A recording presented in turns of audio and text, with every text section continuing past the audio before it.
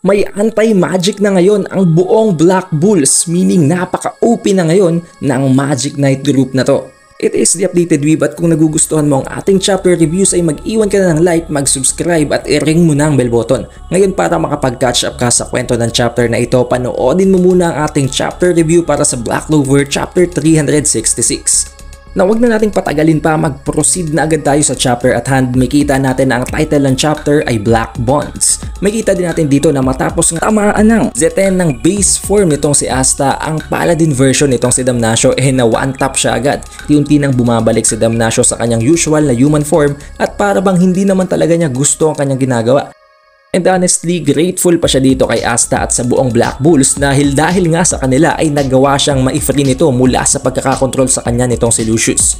Si Asta naman hindi nag-hold ng grudge dito kay Damnatio at sinabi niya pa na magpahinga muna si Damnatio dahil matapos niyang talunin si Lucius Sogrates ay babalik din siya sa normal tulad ng balak niyang gawing pagtulong din sa kanyang sister Lily.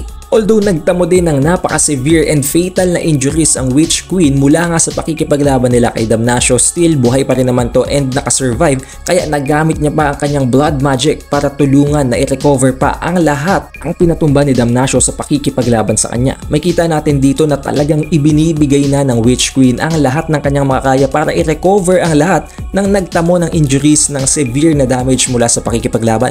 Nagpasalamat naman at nag-express ng gratitude ang Witch Queen dito kay Nero dahil sa kanyang sealing magic hindi namatay ang lahat ng nagtamo ng napaka-solid na injuries. Talaga namang nag-touch sa puso nitong si Nero at makita natin na tutuwa din siya dahil walang namatay, especially si Goche at si Gray na halos maputol na ang katawan sa ginawang atake ni Damnatio.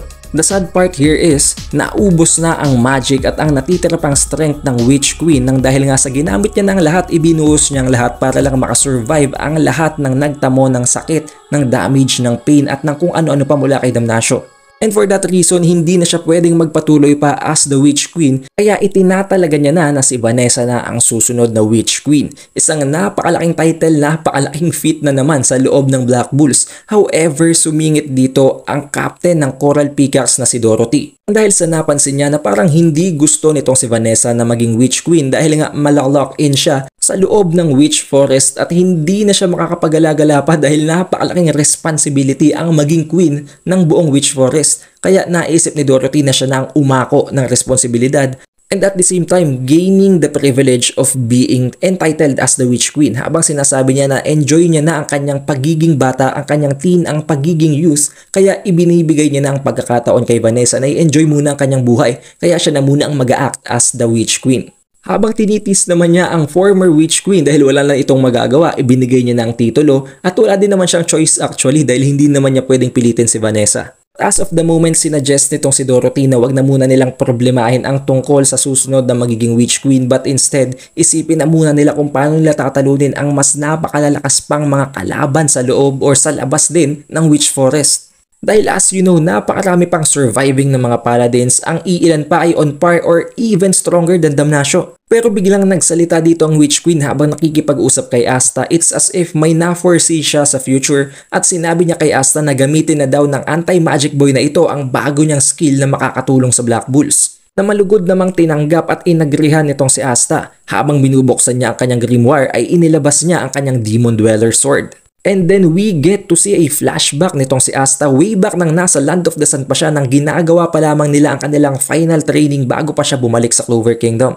Sinabi ni Ryu na na-figure out daw niya na ang karakteristik ng anti-magic ay ang magbestaw ng anti-magic power sa mga bagay-bagay. So it is an essential skill na maglagay ng anti-magic power sa mga object or sa mga weapon na nagagamit niya at nasabi din ni Ryu na way back din iginawa na yun ni Asta. Kung babalikan natin ang previous chapter at maging ang animated na parte ng series, makita natin na ginawa na ito ni Asta. Ibinigay sa kanyang katana ni Yami Sukehiro na kinloak nga niya ng kanyang anti-magic at nagagamit niya na ngayon as a weapon na inilalagay niya pa sa kanyang grimoire na tinatawag niya ngayon na Demon Slasher Sword. Although ginawa niya yung dati, hindi pa rin nagsisink in sa kanya na pwede niya yung gawin repeatedly para mas ma-maximize ang paggamit niya ng anti-magic. However, ngayong nagdaan na siya ng napaka-rigorous na training, natuto na siyang pumerpekto ng Z10, naasabi ngayon itong si Ryu na hindi daw imposible na magawa niyang maibestaw yun ngayon sa mga bagay-bagay. Especially dahil napakataas na ng affinity niya ngayon sa anti-magic. Ngayon marirealize natin na medyo parang naaaksaya talaga ni Asta ang paggamit niya ng kanyang anti-magic kasi syempre wala naman siyang ginagawa dati kung hindi gamitin lamang ang mga swords, ang mga weapons niya at i-cloak ito ng anti-magic.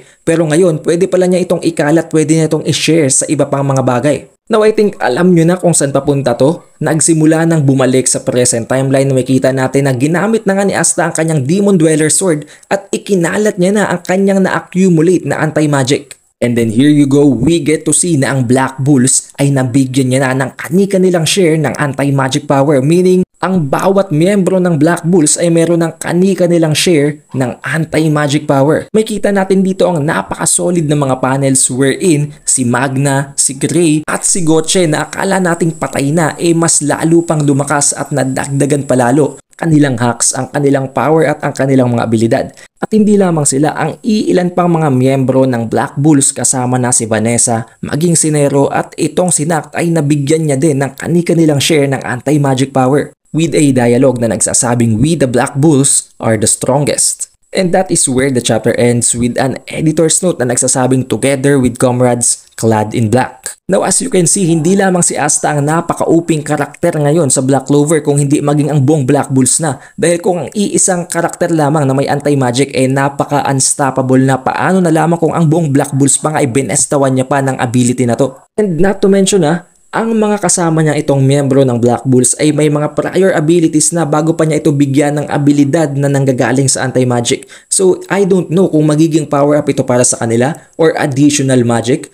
Or maybe, just maybe ay magkaroon ng conflict sa gitna ng kanilang magic at ng anti-magic which might result in their original magic being nullified. But instead, magagamit naman nila ang anti-magic, hindi naman yun magiging nerf kundi buff pa nga dahil alam naman natin na ang anti-magic ay ang pinaka-OP na ability sa buong verse. So it seems talagang ginagawa nilang isang counter si Asta kay Lucius Sogratis dahil kung itong si Lucius ay kayang mag-create ng kanyang sariling mga tauhan gamit nga ang kanyang soul magic, paano na lamang kung kaya ding gumawa ng armies ng anti-magic wielding comrades itong si Asta. Now at this point, I'm switching sides na. Mula sa pagiging OP ni Yuno, I think mas magiging OP na ngayon si Asta dahil kung meron nga siyang anti-magic zone, kaya niya pang magbigay ng anti-magic powers papunta sa kanyang mga gustong maging kakampi. Napakadaya na ngayon ni Asta. And honestly, that is much more fitting of being a Wizard King dahil ang abilidad na yun ay magbibigay sa kanya ng privilege na makapag-lead at magbigay ng anti-magic powers sa mga nangangailangan nito. At hindi na ako magtataka kung at some point ay kaya ng i-manhandle ng Black Bulls ang iilan pang mga paladins dahil kung ang isang user nga lang ng anti-magic